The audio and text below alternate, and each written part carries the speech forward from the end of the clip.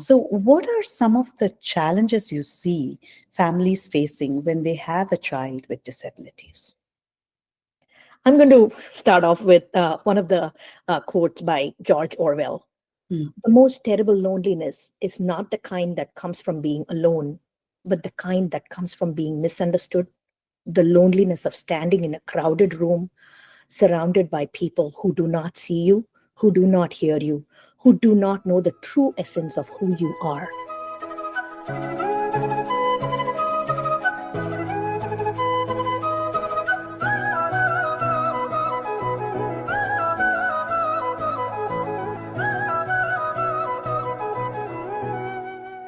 Hello, and welcome to Sitare Spotlight, your go to podcast for diving deep into the lives, stories, and journeys of some of the most inspiring personalities around us from the South Asian diaspora. I'm your host, Saumya Balasubramanian, and this is on India Currents. I'm going to be chatting with leaders, entrepreneurs, artists, cultural icons in every episode. Their lives inspire us, their journeys give us hope. Let's find out more about them. Once again, this is Sitare Spotlight on India Currents. Sitare, let's get started. Today, our guest is Sujatha Ranganathan. Welcome to the podcast, Sujatha. Sujatha has been a driving force for change, most recently at the Santa Clara County of Education. Her deep understanding of California's educational landscape, coupled with her personal journey as a parent of a child on the autism spectrum, fuels her passion for advocacy and community impact. She serves on the board of two nonprofits focused on expanding healthcare access for Silicon Valley youth and supporting families with special needs children. Welcome, Sujatha. It's a pleasure and an honor to have you on the podcast today. So, Sujatha, you serve as a board chairman at Family Resource Navigators. I think we can call it FRN from now on. So the FRN is a family-to-family agency that helps families with disabled children in Alameda County. Tell us a little bit about FRN and how affected families can reach you. Sure. Thank you so much for that glowing introduction, Saumya. I'm incredibly honored and grateful for this opportunity given by India Currents. At the very outset, I'd like to share with our viewers that I'm no medical expert. Our family, like the thousands of families that FRN serves, has a child on the autism spectrum. Today, I speak based on our own experiences and the stories that I've heard from close families who've had similar challenges. FRN helps families with children with disabilities, special healthcare needs, and developmental delays connect to and advocate for needed services for their children. We help families overcome challenges and navigate a complex, unfriendly, and inequitable system. Our journey began with a small group of dedicated advocates, all parents themselves, who recognize the struggles many families face in finding the right resources. Through collaboration, understanding, and walking the walk, we have grown into a vibrant nonprofit community that we are today. We live and breathe advocacy. A bit about what we do. Mhm. We provide one-on-one and group navigation, training, workshops, leadership opportunities, and organize community gatherings to exchange information, connect, and empower families to reduce our isolation. Last year, FRN organized Inclusion Utsav for South Asian families, creating spaces where our families can connect and combat this isolation. Our newest service is helping families understand what supportive decision making is, SDM. I'll briefly speak about it in another question later. Um, Through all the work that we do, we hope to create parent leaders who can go to Sacramento or Washington, D.C.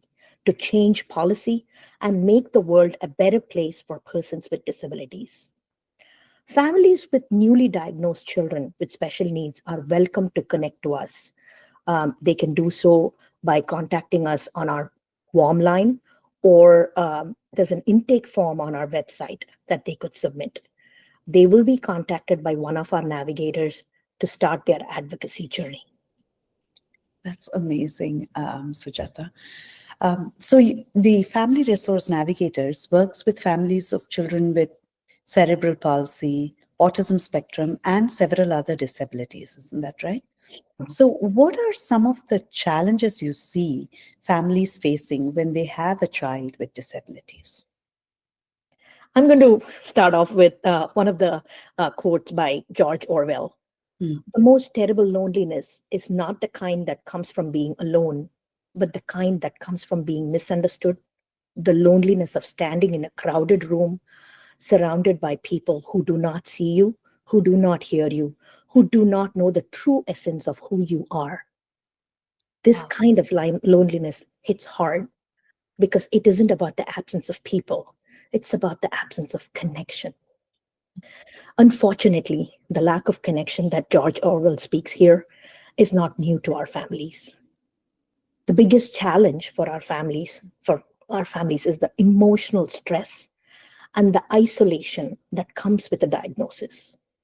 We have to fight misconceptions, push for acceptance, and first process the shock ourselves. Why me? Why my family? After that comes the uphill battle of finding the right support and services. Even with the same diagnosis, every child's needs are different. As the saying goes, if you've met one person with autism, you've met one person with autism. When our son was diagnosed when he was 6 years old, his path to inclusion in a mainstream classroom required social skills training and occupational therapy. Another child with autism might need entirely different interventions. The real question is, how do we help our children succeed? For us, it meant navigating the public school's special education system.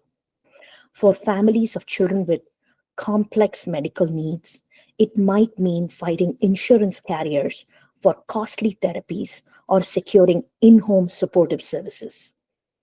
The journey is tough, but having a strong support system and raising awareness can make all the difference. Your answer actually brings me to a question that I've been thinking about, right? Like the raising awareness part. Mhm, And many times, mhm, people, whether it's extended family or friends, they want to understand. They want to understand what the family is going through, what the child is going through. But many times I find they're worried about asking questions, either for fear of being insensitive or hurtful, or simply wondering whether how much space to give a family as they're adjusting to these things. But what are some of the resources that you can recommend for those of us wishing to understand more about life? Because when you spoke about all of the different disabilities there are, the neurodivergent spectrum is pretty large. mhm. So, what would you recommend as some of the resources that can be used? And we could also, point it to a page if there are a lot. We could put it all in a page so that it becomes a resource for other people to refer to later. Absolutely, absolutely. Let me just like during the early years of parenting my child, I read books by Dr. Temple Grandin. She is a person with autism who went on to become an expert in the field of animal science, and Dr. Tony Atwood, an expert on Asperger's syndrome, because that was relevant to me, our family. I'm sure since then there's been an explosion of new ideas on parenting and understanding neurodiversity. I've shared a few books and podcasts which I'd like to catch up on as well. Um, but one a little bit of advice that I would like to share with the families, especially our families, is at the end of the day, no one knows your child better than you. You are the ultimate expert and their lifelong champion. Parents know their children best. Books and podcasts are great tools to expand your knowledge, But the real magic happens when you take what you learn and apply it in a way that fits your child's unique needs. Trust your instincts, stay curious, and remember you are your child's strongest advocate today and always. Right? And I, I'm formulating the answer for other parents to the other community about how to be that village. I think one of our other questions does touch upon it. I will bring those ideas at that point of time. Sounds good. Thus far we have spoken about the condition itself, right? Mhm, mhm, And many times autism or um, neurodivergence as a disability is seen as a childhood condition. mhm, However, we know it is a lifelong condition, mhm, right? mhm. So, what are some of the resources available to people to make accommodations and to ensure like an inclusive society for everyone? So, it's probably a two-part answer, right? Like how you would make accommodations to deal with it as a Mhm. lifelong condition, and Sure. what society can do for Mhm. making it an inclusive society for everyone. This is a big one. Let me just touch upon that lifelong condition aspect, right? This is a big one, right? There's a huge gap in support for people with disabilities as they transition into adulthood, right? Services drop significantly after high school or what is considered the adult age of 21 or 23. We call this the cliff, right? Mm. For example, in our case, when our son decided to pursue his undergrad at Purdue and graduate school at UC Irvine, we approached the university's Disability Resource Center and sought resources that he would need to do well as a student. One significant challenge here was he was needed to step it up as a self advocate, which didn't come easy at all, right? In many, many states, unlike California, young adults face long wait lists or minimal support for adult services like independent living, vocational rehabilitation services. This leaves families to shoulder that responsibility too. Societies often treats disability as a childhood issue, pushing conservatorship as the only option. At FRN, we advocate for supported decision making, which allows individuals to receive guidance from their trusted circle while retaining their rights. It offers a more empowering alternative to conservatorship, right? This is an area I'm really hoping we will have, policy changes again to make ours a very inclusive society. We definitely need to think of this community and how to make accommodations so that our children do not, I mean, even with the age, right? I mean, they may, usually society thinks them as a child, but again, they grow on to become adults and they want to feel like an adult, right? Giving them the respect and dignity there is of utmost importance. So that was a very fascinating answer. So you said you will actually work with the individuals themselves and empower them so that they know what is it they are facing and how they will be able to take decisions for themselves as life progresses into adulthood. Did Yes. I understand that correctly? Yes. So till very recently, many times families think that the only option they have is conservatorship. Mm. But recent legal changes in the state of California have introduced this concept called supported decision making. So FRN, the staff at FRN, simply because of our lived in experiences, have done that research. So we speak to parents about the choices that they have, right? Back in the day, it used to be limited or just one choice. Now we have a few choices emerging. So families are given, coaching to understand what choices they have so that they make the best one possible for their family and their adult. Perfect. Samya, I do want to go back to the other question where I thought it was two-part. The way I looked at it was how our families deal with the challenges, and how can the immediate society help us with, you know, by just making sure that they understand what we go through, right? Right. So let me see if I can answer that question a little bit. Yes, please, please. So one of the things, as I was thinking about this question, right, to be a part of that amazing village for our families, right, being an ally is incredibly important. And it often comes down to common sense and intent, right? Listening and showing kindness. Yes, be welcoming and kind. Of course, completely being mindful of not invading someone's privacy, respecting their boundaries, and taking the parents' lead when it comes to what they're comfortable sharing. But approaching conversations with the mindset of learning, not as an expert, right? Be curious, open, ask questions in a way that where you're showing that I want to understand, not from a place of making judgments. So using a very simple, thoughtful approach can make all the difference in building that trust and showing support to fellow families who are going through some of these challenges. Perfect. Um, so in terms of, all this work that you're doing, right? Like you work with not only families facing different diseases or disabilities, but also different walks of life, right? Like you, and different situations in life. Like you said, somebody may be facing the diagnosis for the first time and coming to grips with it. Somebody else may be grappling with how to transition into the adulthood part of the condition.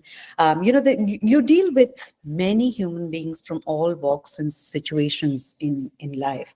So for FRN, how has the outlook been influenced by the lives that you have witnessed? Sure. Profound, right? Working with people from diverse backgrounds has profoundly shaped my outlook. It has reinforced the power of empathy, resilience, and the importance of meeting individuals where they are. I firsthand witnessed the strength of our families navigating immense challenges and hardships, seeing the fierce determination of those advocating for their loved ones, and the impact that genuine support and inclusion can have. All of us are on a path of growth and learning. This mutual learning and growth inspires me to listen with compassion, really tune into, understand what our families are going through, lead with kindness, and continue advocating for equity so that every individual has the opportunity to thrive. And as part of this, you know, the community that you're forming through all of this, I think you referred to this in one of your previous answers.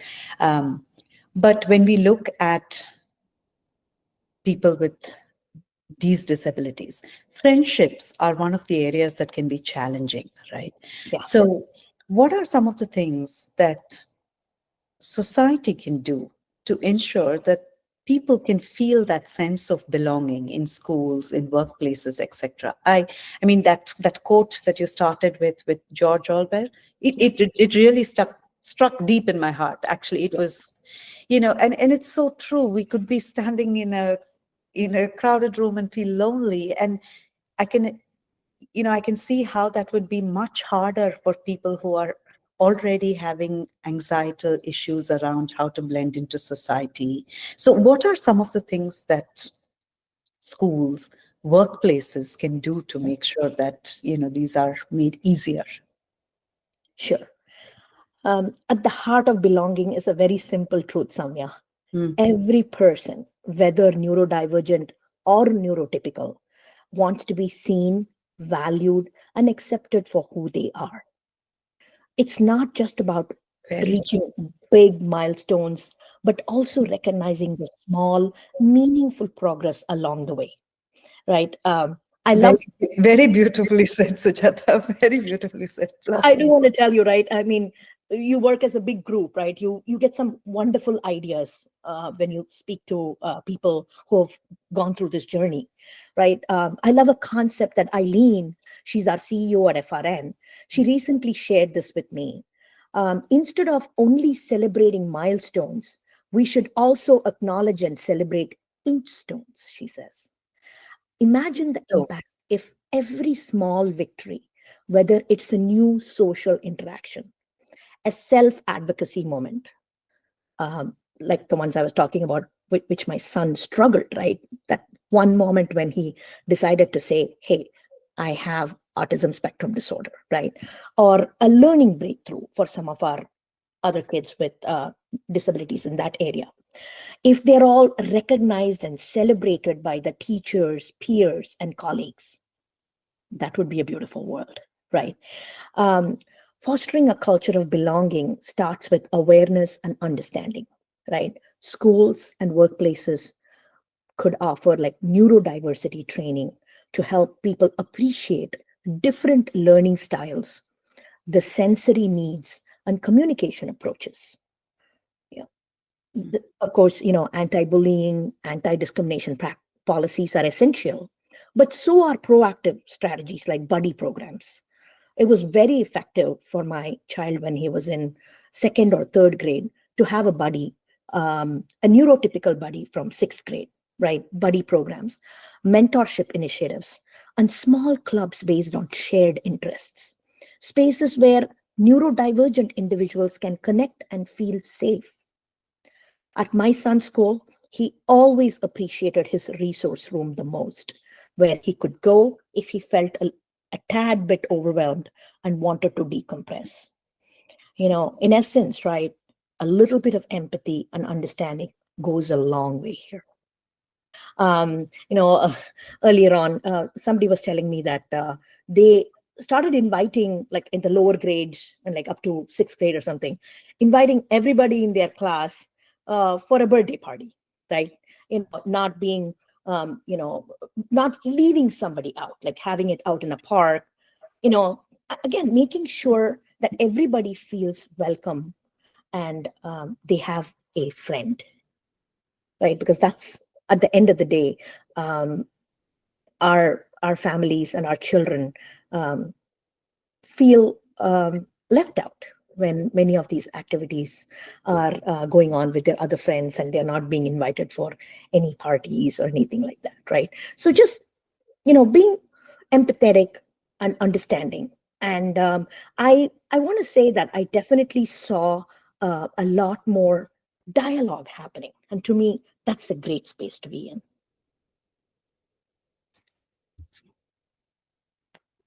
so, Sujatha, this is my last question. Uh, what is your vision for people on the neurodivergent spectrum? I thought long and hard, and a beautiful Sanskrit phrase came to my mind: Vasudhaiva Kutumbakam, right? Something that translates to the whole world in one family, is one family, actually, it's one family. Beautiful. My vision is that world where neurodivergent individuals are fully accepted, valued, and empowered to thrive without having to mask who they are. A world where differences in thinking, communication, and learning are seen as strengths, not deficits.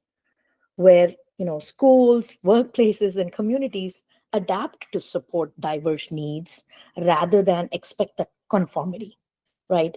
The true inclusion means listening, understanding, and creating spaces where neurodivergent people can succeed on their own terms.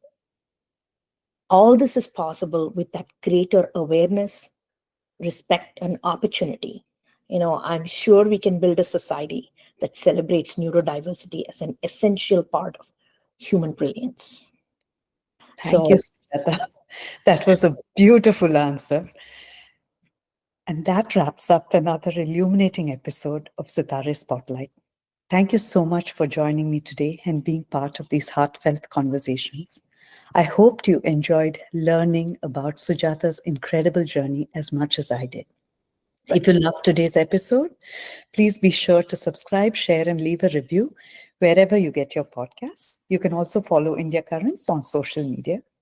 Remember, every story matters and every voice has the power to inspire.